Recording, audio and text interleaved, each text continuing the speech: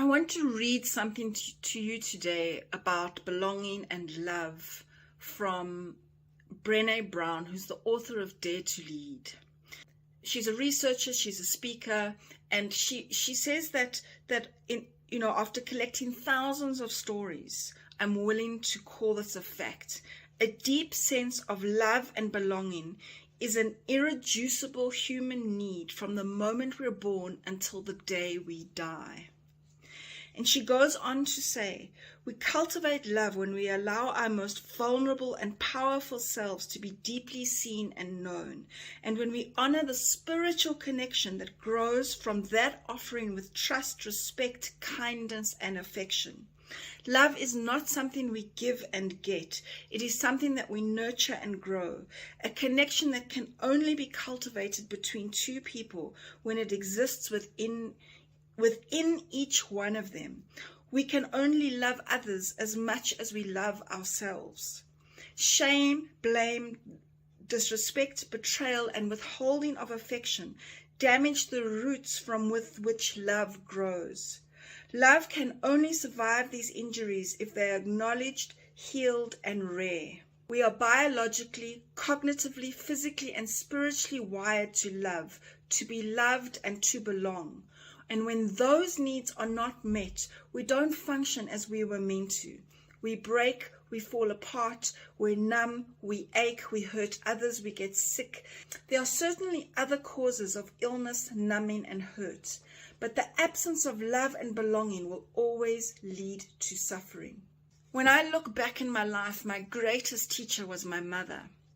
And it wasn't so much the words that she used, but the way that she demonstrated love to me. That she taught me to bring love to each and every situation in my life. She taught me to bring love even to the people who were hurting me. She would argue this because she says that I have the capacity to love far more generously than she does. I would say that's disputable because I feel that I learned the very essence of love from her. And not everybody has been as privileged to experience that kind of love throughout their childhood. So whatever went wrong in my life, that love was unshakable.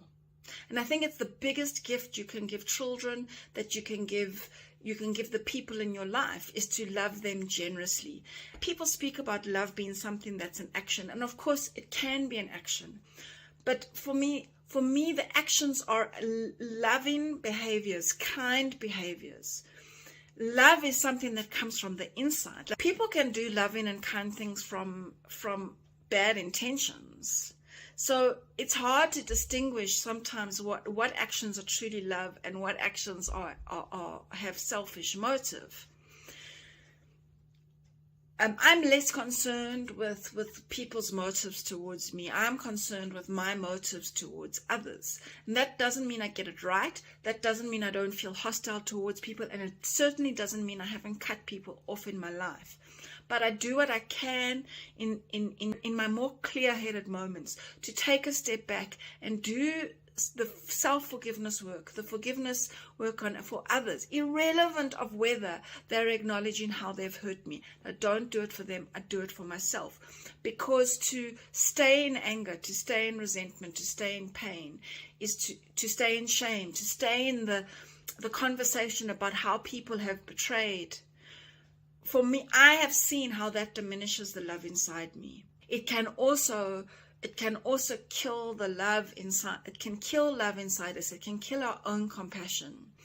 What I found as important is to learn how to have healthy boundaries and not to wait until I'm angry, not to wait until someone has betrayed me or hurt me to put in healthy boundaries, but to have boundaries that are about my values rather than boundaries that are a reaction, which again, that doesn't mean there aren't places for exceptions, because some people just don't have the capacity to honor a really respectful way of relating.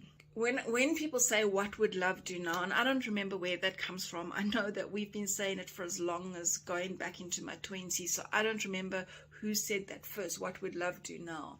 is when I have that question, what would love do now? It's a question like, what would love do now? And I include myself into that equation. Let me tell you that love is the greatest power that you have. Love moves mountains, and we will all get it wrong. I certainly am capable of being mean. I'm capable of being rude. I'm capable of being stingy. I'm capable of being selfish. So I'm giving you a slice to consider for yourself and to ask the question, like, who do you want to be? Who do you want to be in this world? My name is Jo from loveshiftlive.com, and I am your relationship and